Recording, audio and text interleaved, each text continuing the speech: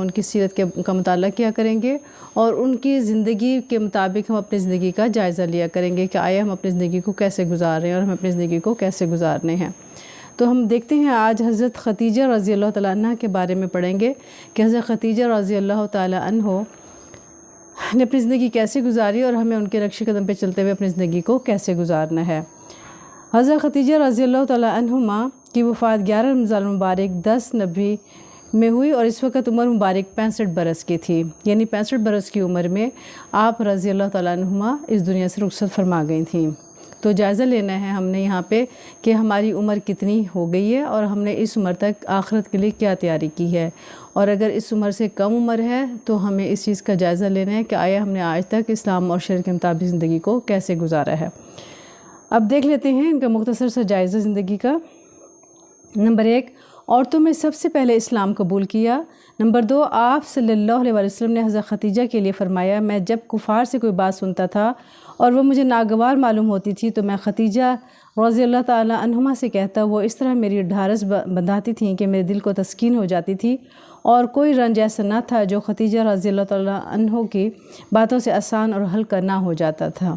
یعنی ہمیں یہ چاہیے کہ جب بھی شوہر کوئی بات آ کے بیوی سے شیئر کرے تو بجائے اس کو پریشان کرنے کے اس کے شوہر کی تمام پریشانی کو دور کرنے کی کوشش کرنی چاہیے، ان کو تسلی دینی چاہیے اور تمام مسائل کا حل بتانے کی کوشش کرنا چاہیے۔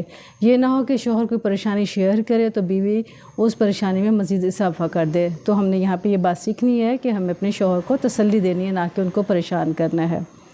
نمبر 3، مصائب بڑے صبر اور حوصلے کے ساتھ جھیلتی تھیں، یعنی اگر کوئی مشکل آ جائے تو اس میں صبر اور حوصلے سے کام لینا چاہیے، اور یہی امہات المومنین کا سبق ہے ہمارے لیے کہ ہمیں صبر اور حوصلے کے ساتھ رہنا ہے۔ نمبر 4، جہاں اولاد کی پرورش نہایت خوبی سے ادا کرتی تھیں وہاں امور خانداری کو بھی نہایت سلیقے سے نبھاتی تھیں۔ نمبر 5، آپ صلی اللہ علیہ وسلم حضرت خدیجہ رضی اللہ عنہ کی بہت تعریف کیا کرتے تھے۔ نمبر 6، حضرت خدیجہ رضی اللہ تعالیٰ عنہ نے حضرت فاطمہ رضی اللہ تعالیٰ عنہ کو جبکہ وہ کم سن تھیں فرمایا کہ بیٹی اگر ہم دنیا میں اللہ تعالیٰ کی عبادت کریں اور اس کے بندوں کے ساتھ ہمدردی اور نیکی کریں اور اللہ کی منع کی ہوئی چیزوں سے باز رہیں، کسی کو اللہ کا شریک نہ ٹھہرائیں، صرف اسی کو عبادت کے لائق سمجھیں اور اللہ تعالیٰ کا رسول صلی اللہ علیہ وسلم پر ایمان لائیں، تو قیامت کے دن ہم ضرور اللہ تعالیٰ کا دیدار کریں گے۔ اس دن نیکی اور بدی کا حساب بھی ہوگا۔ نمبر 7، آپ صلی اللہ علیہ وسلم نوافل پڑھتے تھے تو آپ رضی اللہ تعالیٰ عنہما بھی ان کے ساتھ نوافل پڑھتی تھیں۔ نمبر 8، دولت ہونے کے باوجود آپ رضی اللہ تعالیٰ عنہ آپ صلی اللہ علیہ وسلم کی خدمت خود کرتی تھیں۔ نمبر 9، آپ صلی اللہ علیہ وسلم نے فرمایا عالم میں افضل ترین عورت مریم علیہ السلام اور خدیجہ رضی اللہ تعالیٰ عنہ ہیں۔ نمبر 10، حضرت جبرائیل علیہ السلام نے اپنا اور اللہ کا سلام حضرت خدیجہ رضی اللہ تعالیٰ عنہ کو دیا۔ آپ صلی اللہ نمبر 11، آپ رضی اللہ تعالیٰ عنہ انتہائی شریفانہ اخلاق کی مالک تھیں۔ آپ صلی اللہ علیہ وسلم تمام بیویوں سے زیادہ ان سے محبت کرتے تھے۔ تو اس سے ہمیں یہ پتہ چلتا ہے کہ ہمیں کس طرح سے اپنی زندگی کو گزارنا چاہیے۔ اچھا دیکھیں کچھ احادیث مبارکہ دیکھ لیتے ہیں جو اس زمرے میں آتی ہیں کہ عورت کے بارے میں ہمارے نبی صلی اللہ علیہ وسلم نے کیا ارشاد فرمایا۔ حدیث نمبر 1، آپ صلی اللہ علیہ وسلم نے فرمایا جو بیوی بہت زیادہ اپنے شوہر سے محبت کرے، زیادہ بچے پیدا کرنے والی ہو، اور جب شوہر اس سے ناراض ہو جائے تو یہ عورت کہے کہ میرا ہاتھ تمہارے ہاتھ میں ہے، میں اس وقت تک نہ سوؤں گی جب تک تم خوش نہ ہو جاؤ۔ اس سے کیا ہمیں سبق ملتا ہے کہ ہمیں یہ حکم دیا جا رہا ہے کہ رات کے شوہر سے ناراض ہو کے نہیں سونا بلکہ اس کو منا کر سونا ہے۔ حدیث نمبر 2، آپ صلی اللہ علیہ وسلم نے ارشاد فرمایا عورت جب 5 وقت کی نماز پڑھتی ہے، اپنی ناموس و عزت کی حفاظت کرتی ہے اور شوہر کی اطاعت کرتی ہے تو وہ جنت کے جس دروازے سے چاہے داخل ہو جائے۔